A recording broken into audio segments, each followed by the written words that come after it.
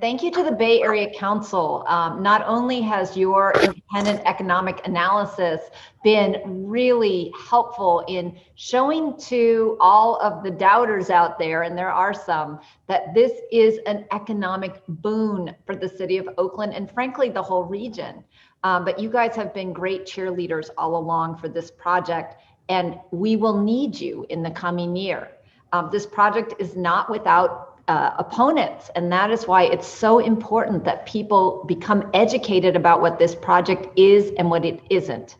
And what it is an amazing opportunity for generations of Oaklanders. I truly believe this. I have been so excited about this amazing opportunity for us to give our beautiful, blessed waterfront back to the public and to put it into productive use. Dave touched on the economic development potential of actually activating this land. Right now, there is literally almost no economic activity going on. I'm sure Kristi McKenney from the port is going to talk about how it literally is a parking lot with a view. That's what it is right now. And Oaklanders deserve more.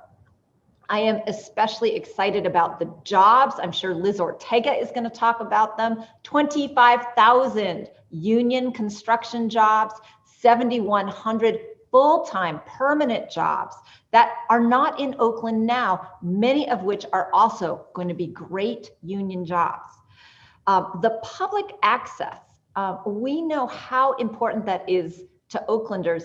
I mean, more than 18 acres of new waterfront parks.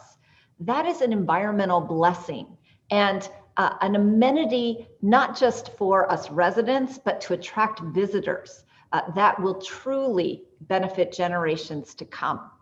And Dave touched on the environmental standards, the ability to clean up toxic pollution, to prepare for sea level rise, and to have a true model of environmental stewardship in a new development, all so consistent with Oakland's values. And I know that the big kind of conversation or question out there is, does this in any way interfere with our economic engine that is the Port of Oakland? And the answer to that is hell no. We will ensure that it does not. In fact, as the mayor of Oakland and the former director of public affairs for the Port of Oakland, I am seeing how this project has had perfect timing. That in this moment where we suddenly have a robust federal competitive infrastructure grant environment, Oakland is now showing up because of the excitement about this project. We are showing up so much more competitively as we vie for these infrastructure dollars. These infrastructure dollars are going to ensure that our port operations are protected. And that is something that is needed, ballpark or no ballpark. The conflicts that we are already seeing between trucks and trains and pedestrians and bicycles. We all remember when the historic waterfront warehouse district was warehouses. You know, lots of forklifts. Now it's full of condos and CrossFit gyms and brew pubs. I mean, it's a completely different mixed use neighborhood today. And so these infrastructure investments that are required for the ballpark are beneficial for the mixed use activity that we have right now. It's going to make us safer, it's going to make us greener, and it's going to make us more equitable with more access to the waterfront for all the surrounding Oakland neighborhoods. I know Liz is also going to talk on the community benefits.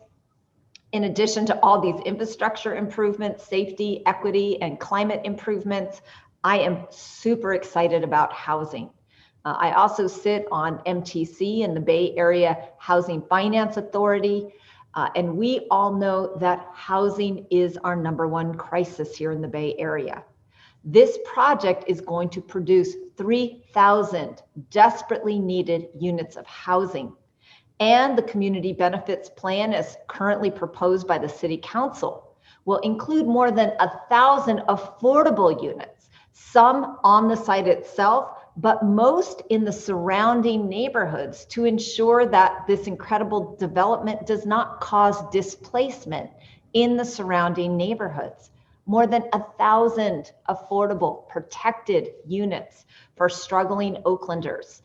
That is a huge win for this project. And then finally, I want to assure you that this project is going to be the most financially responsible sports deal in American history. We learned the hard way from our Raiders deal, how a bad deal can be made for the public, and that we can never put our general fund at risk. And Dave said it, but I think it deserves to be said over and over again. The only public financing that is in this project are the taxes that will only be generated if the project itself happens, and they are the direct taxes generated by the project itself. And those dollars will only go to pay for public infrastructure of regional benefit. The parks, the basic infrastructure, the housing, the community benefits. That's what we call the but-for tax dollars or tax increment is going to help create for our beloved community. And like I said before, this project is actually making us more competitive for those competitive grant dollars that if they didn't come to Oakland, they would go somewhere else. So those are some of the things that excite me about this project. As someone who is born and raised in the town, who remembers when the A's mascot was a donkey, not an elephant. Anyone else that old out there? Charlie O. I could not be more certain about the long-term benefit of this project for Oakland. So Jim, thank you for the opportunity to talk about why I'm so excited to make sure people know fact from fiction about particularly the financial responsibility of this project. And we will be calling on you because there are a lot of reasons that people want to kill this project.